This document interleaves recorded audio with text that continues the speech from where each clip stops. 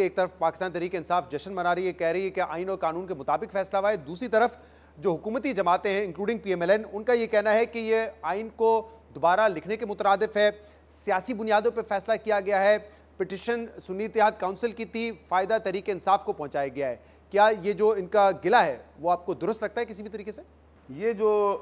दलील है इसका जवाब मेरा ख्याल है तहरीक इंसाफ के वकील जो सलमान अकरम राजा साहब हैं उन्होंने तो दिया है, क्योंकि सलमान अकरम राजा साहब जो हैं उन्होंने ड्यूरिंग द प्रोसीडिंग्स जस्टिस काजी फायज ईसा साहब को बार बार जो है ये बड़े वाज़े अल्फाज में कहा कि मैं PTI का कैंडिडेट था, मैंने अपने जो नॉमिनेशन पेपर्स थे उसमें लिखा था कि मैं PTI का कैंडिडेट हूँ, लेकिन इलेक्शन कमीशन ने मुझे माना ही नहीं है। देखें ये बात जो है ना ये एक्चुअली कबूतर की तरह आंखें बंद करने के मुतरादिफ है। जो चीफ जस्टिस ऑफ पाकिस्तान है वो इस पूरी प्रोसीडिंग में जिस तरीके से फैसल सिद्दीकी साहब को और सलमान अकरम राजा साहब को सवाल कर रहे थे, तो वो एक्चुअली यही कहने की कोशिश कर रहे थे कि आप सुन्नी इत्तेहाद कौंसिल हैं या आप PTI हैं, ठीक है ना। लेकिन वो उनका जो तरीक़ाकार था, जिस तरीके से वो सवाल करते थे, तो शुरू में तो सलमान अकरम राजा आराम से जवाब देते थे, बाद में फिर वो उनको सीरियस लेते नहीं थे, बल्कि उनका सवाल ही नहीं सुनते थे। तो ये वही जो काजी फायज ईसा साहब का आर्गूमेंट है वो अब मुस्लिम लीग नून का इल्ज़ाम बन गया। ये बड़ी अनफॉर्चुनेट बात है कि जो बात काजी फायज ईसा साहब बेंच पे बैठ के साबित करने की कोशिश कर रहे थे जी, वो उनसे साबित नहीं हुई, और अब मुस्लिम लीग नून अब उसी एक फेल्ड आर्गूमेंट को, एक जो हर बार नाकाम हो गया, अब उसको एक अपना आर्गूमेंट बना के पेश करने की कोशिश कर रही है। आर्टिकल 187 बड़ा क्लियर है जी, और वो ये कहता है कि सुप्रीम कोर्ट जो है वो एम्पावर्ड है कि किसी भी मामले में जो मुकम्मल इंसाफ है, कंप्लीट जस्टिस वो फराहम करने के लिए आप कोई भी फैसला लिख सकते हैं। और ये पूरा का पूरा जो फैसला जो सामने आया है, जो 8 जजेस का फैसला है, ये 187 के तहत है। अब देखिए ना, जब फैसला माजी में एक आया था, आपको याद होगा, जब इमरान खान साहब ने असम्बली तोड़ी और सुप्रीम कोर्ट ऑफ पाकिस्तान ने असम्बली बहाल की, तो उस वक्त तहरीक इंसाफ यही कहती थी कि जनाब ये बड़ा गलत हो गया। उस वक्त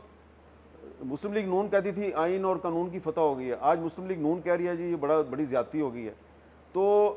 जिस पार्टी के हक में फैसला आता है वो कहती है ये आइन और कानून की फतह है, जिस पार्टी के खिलाफ फैसला आता है वो कहती है जनाब कि ये बड़ी ज़्यादती हो गई है। लेकिन इसमें जो मुस्लिम लीग नून का ये आर्गूमेंट है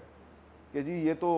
सुन्नी इत्तेहाद कौंसिल वाले इंसाफ मांगने गए थे, लेकिन इंसाफ मिल गया तहरीक इंसाफ को, ये दरअसल काजी फायज ईसा साहब का एक आर्गूमेंट है जो सवाल की सूरत में वो बार बार करते थे, लेकिन उनकी बात बनी नहीं। इस फैसले की जो बुनियाद है मीर साहब, जिस पर खुद काजी फायज ईसा साहब ने भी ये लिखा है, क्योंकि उन्होंने एग्री किया है जस्टिस मंदोखेल साहब के जो ऑर्डर है उससे, वो ये है कि इलेक्शन कमीशन ऑफ पाकिस्तान ने सुप्रीम कोर्ट का 13 जनवरी वाला फैसला जिसमें सिंबल ले लिया गया था PTI से, उसकी इंटरप्रिटेशन गलत की है, गलत उसकी तशरीह की गई है। तो लिहाजा बाकी जजेस ने कहा है कि अगर गलत तशरीह हुई है तो उसको दुरुस्त करना पड़ेगा, कंप्लीट जस्टिस मिलना चाहिए। लेकिन उस हद तक काजी फायज ईसा साहब नहीं गए। लेकिन आपकी अंडरस्टैंडिंग क्या है? 13 जनवरी को जब ये फैसला है, इलेक्शन कमीशन ने तो कहा कि अब आप आज़ाद हैसियत में लड़ेंगे, लेकिन बाय एंड लार्ज उस वक्त यही समझा जा रहा था कि अब सिंबल ले लिया है तो इलेक्शन कमीशन भी पाकिस्तान तहरीक इंसाफ को नहीं लड़ने देगा और पाकिस्तान तहरीक इंसाफ एलिजिबल नहीं है इलेक्शन लड़ने के लिए। ये बात उनके सामने आर्ग्यू भी की गई थी, अपनी जजमेंट में इसकी तशरीह नहीं की थी, वजाहत नहीं की थी उन्होंने। तो क्या ये इंटरप्रिटेशन वाली बात आपको दुरुस्त लगती है? बिल्कुल भी मैं इससे इत्तेफाक नहीं करता, क्योंकि अब फैसला आ गया है सुप्रीम कोर्ट का, तो मैं उस पर एक फेयर कमेंट कर सकता हूँ जो मेरे ख्याल से मेरी नज़र में दुरुस्त है। आप 13 जनवरी के फैसले से पहले के जो हालात हैं, जो सर्कमस्टांसेस हैं, उसका ज़रा एनालिसिस करें कि क्या सर्कमस्टांसेस थे। ठीक है, PTI के कैंडिडेट्स जो हैं वो अपने नॉमिनेशन पेपर अगर जमा करवाना चाहते थे या वो इलेक्शन लड़ना चाहते थे तो उन पर मुकदमे बन रहे थे। एक MNA साहब हैं सनाउल्लाह मस्ती खेल साहब, मुझे इजाज़त नहीं है कि जो हुआ वो उनका बड़ा प्राइवेट मसला है, वो मैं सारी बात तो नहीं बता सकता, लेकिन जो कुछ उनके साथ हुआ है, मैं चाहूँगा कि काजी फायज ईसा साहब किसी वक्त सनाउल्लाह मस्ती खेल को सिर्फ अपने चैम्बर में बुला के पूछें कि तुम्हें PTI के प्लेटफॉर्म से इलेक्शन लड़ने से रोकने के लिए तुम्हारे साथ क्या क्या हुआ है, तुम्हारे ख़ानदान के साथ क्या क्या हुआ है। सिर्फ एक बंदे की मिसाल दे रहा हूँ, ठीक है ना। तो यानी कि मैं वो बता भी नहीं सकता। सही। अच्छा, इसी तरीके से कुछ ख़वातीन जो हैं, अगेन मैं उनके नाम नहीं लेता, कुछ उनमें से इलेक्शन जीत गई हैं, कुछ शायद अब रिजर्व सीट पे आ जाएं, उनके साथ क्या हुआ, उनको भी ज़रा काजी साहब बुलाएं ना, क्योंकि काजी साहब ने बहुत वावेला किया था जब उनके खिलाफ तहरीक इंसाफ के दौर में रेफरेंस दायर हुआ था, तो उस वक्त हम इनके साथ खड़े थे, काजी साहब के साथ खड़े थे। तो अब काजी साहब जो हैं वो, उनके बारे में आम तासुर ये है कि ये वो उसी का जो इंतकाम है वो उन्होंने लिया है और PTI से उसका बल्ले का इंतखाबी निशान ले लिया। अब जब 13 जनवरी का फैसला अभी नहीं आया था, तो उससे बहुत पहले बहुत से लोग जो हैं, जो बाद में सेनेटर बनवा दिए गए, फैसल वाडा साहब ने आपके शो पे कहा था, उन्होंने कहा, और भी बहुत नहीं होगा कि उन्होंने कहा कि बैलेट पेपर पर बल्ला नहीं होगा।